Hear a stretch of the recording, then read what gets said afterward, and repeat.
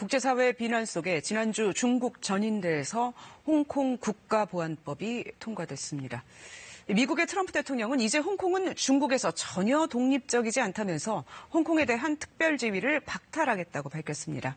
이게 아시아 금융 허브로 불리는 홍콩의 어떤 의미인지 한국 경제에는 어떤 영향을 미칠지 알아보겠습니다. 강준영 한국외대 국제지역연구센터장 나오셨습니다. 안녕하세요. 자, 이제 중국의 13기 전국인민대표대회 3차 대회에서 지난주에 통과가 됐죠. 홍콩 국가보안법. 어떤 법인가요?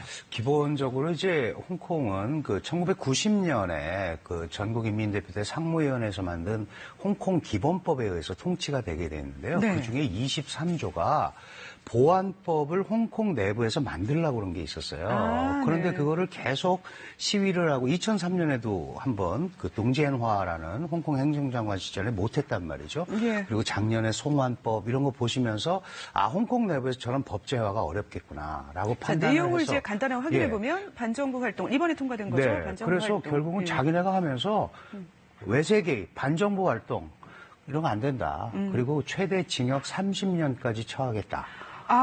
그래요? 그게 처벌이 이제 굉장히 핵심인데 무겁네요. 특히 네. 독소 조항이 있는데 저 세 번째 보시는 홍콩 내에 중국의 안보 보안 사찰 기구를 설치할 수 있다. 저 보안기관이 예. 이제 국민의 활동을 사찰할 수 있는 그렇습니다. 그런 성격의 기관이군요. 그래서 예. 당신은 NGO 단체 회원을 빙자해서 중국을 위해하는 활동을 했다. 그러면 잡아서 본국으로 송환을 할 수도 있고 네. 이런 것들이죠. 이런 거에 대해서 강력하게 반발을 하는 겁니다. 이제 꾸준히 반대해 왔지만 지난해 이제 송환법 시위를 보면서 중국이 결심한 거예요. 다른 거 다 필요 없고 홍콩을 그렇습니다. 통제하겠다. 네. 그게 이제 저 결과로 나타난 거죠.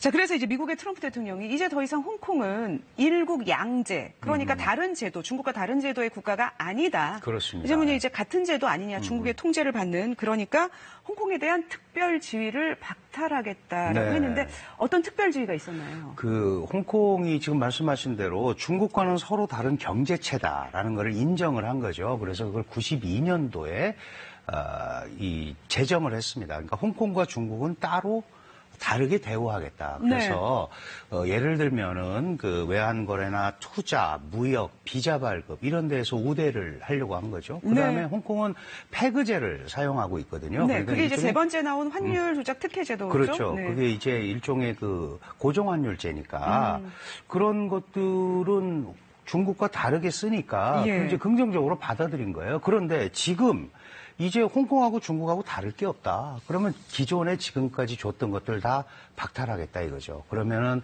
홍콩 경제가 가지고 있는 장점들이 와야 될 수 있는 거거든요. 예. 이제 그거를 노리고 지금 강력하게 얘기를 하는 겁니다. 네.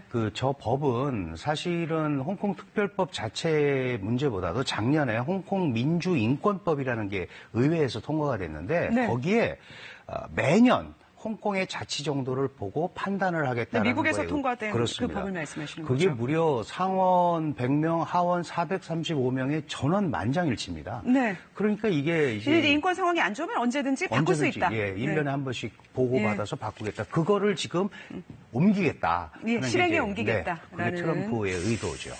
자, 이제 우리나라에 미칠 영향을 한번 살펴보겠습니다. 이제 세 가지 정도로 크게 한번 나눠봤어요. 네. 하나씩 볼까요?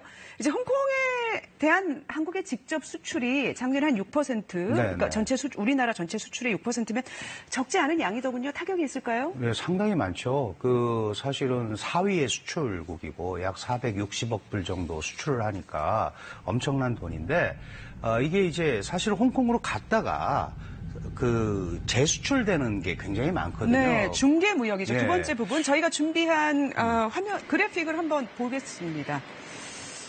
자, 이제 저런 형태의 무역이 많이 그렇습니다. 이루어지고 있다는 네, 거죠. 네. 이제 한국 반도체만 예를 들었는데 저렇게 한국에서 홍콩으로 갔다가 그게 예. 그대로 중국으로 수출되는 그렇습니다. 왜 저렇게 하는 건가요? 이게 이제 홍콩이 애초에 자유무역항입니다. 그리고 예. 아주 좋은 그 물류 시스템을 가지고 있고 관세가 없죠. 그래서 홍콩으로 갔다가 중국으로 가는데 홍콩과 중국 간에는 무역 동반자 협정, 세파라는 협정이 있습니다. 네. 그래서 아주 쉽게 얘기하면 한국이 중국으로 직접 가는 것보다 홍콩을 거치면 그 소위 인도라든지 네. 그 품질 관리, 그다음에 스케줄 관리도 좋고 또한 관세 혜택도 받을 수 있는 거죠. 그렇군요. 그래서 저렇게 대표적으로 하는 게 이제 주로 반도체, 그다음에 화장품, 네. 이제 이런 것들 우리의 주력 상품들이 저렇게 그러네요. 움직이는 거죠. 그러니까 저런 부분은 당연히 타격을 받을 수밖에 없습니다. 그리고 이제 조금 더 이제 좀 더 큰 시각에서 그리고 조금 더 장기적인 시각에서 보면 미중 갈등의 또 다른 요소가 생긴 거예요. 네, 그래서 네. 미중 갈등이 격화될 수 있는데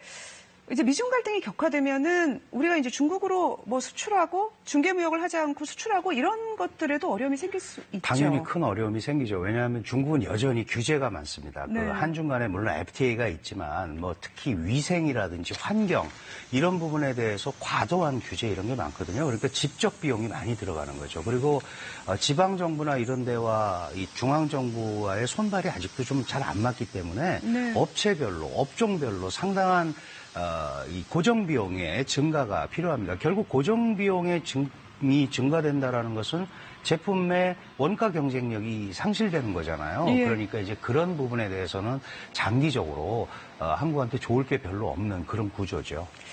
자, 그래도 이제 기회가 될 수 있는 부분도 있다라고 해서 이제 한번 꼽아봤는데 한국 제품의 국제 경쟁력이 강화될 수 있다. 왜냐하면은 이제 뭐 홍콩과 관련돼서 또는 네. 뭐 중국과 관련돼서 우리가 이제 경쟁에서 유리할 수 있다는 거죠. 그렇습니다. 그리고 이제 홍콩에서 나온 미국의 기업들이 우리나라로 올 수도 있다. 유치를 해보자. 그리고 이제 아시아 금융 허브에 우리도 뭐 도전한 게 있죠. 부산도 그렇고, 그렇습니다. 인천도 네. 그렇고. 그래서 자 이런 기회에 대해서는 어떻게 생각하십니까? 뭐 큰 틀에서는 사실 우리가 그 한국의 대중 무역이 전체 우리 무역이 25%를 차지하고요. 미국이 한 14% 차지합니다. 그러니까 양측의 무역이 40%인데 미중이 싸워서 그 소위 무역량이 줄거나 그러면 한국의 수출액도 절대 액수가 줄어들 수밖에 없습니다. 네. 다만 단기적으로 보면 미국과 중국 간에 특히 중국 제품을 쓰던 미국 시장이 우리와 중국이 경쟁하고 있는 제품에서는 한국 제품이 단기적으로 우위를 점할 가능성이 아주 많죠. 그리고 네. 특히 반도체는 뭐 물론이고 그다음에 스마트폰 계열, 그다음에 석유화학 제품 이런 부분들은 우리가 분명히 강점이 있습니다. 그러나 장기화되면 그게 우리한테도 별로 좋지 않은 그런 상황이 되겠죠. 이제 아시아 금융 허브 우리가 늘 도전은 해왔어요. 그런데 이제 쉽지 않았는데 사실 이제 홍콩이 이제 시위 등으로 약간 주춤한 사이에 도쿄, 상하이, 싱가포르 등이 치고 올라갔네요. 맞습니다. 그래서 예. 일단 1차적 대안은 한국은 아닌 것 같다는 생각이 들기도 하는데 그래도 계속 도전을 해야 될까요? 뭐 당연히 그 금융 시스템을 잘 갖추는 건 우리의 숙제인데 우리가 이제 달러화에 너무 연동이 돼 있고 그다음에 위안화하고도 동조화가 굉장히 많습니다. 이제 그러다 보니까 한국의 금융 시스템이 매우 취약한 걸로 지금 돼 있지 않습니까? 그러니까 우리가 스스로 금융의 힘을 시스템의 힘을 좀 강화하지 않으면 저게 오기가 매우 어려운 구조입니다. 그래도 이제 계속 노력은 했으면 좋겠어요. 당연히 네. 그렇습니다. 네네. 잘 들었습니다. 고맙습니다. 감사합니다.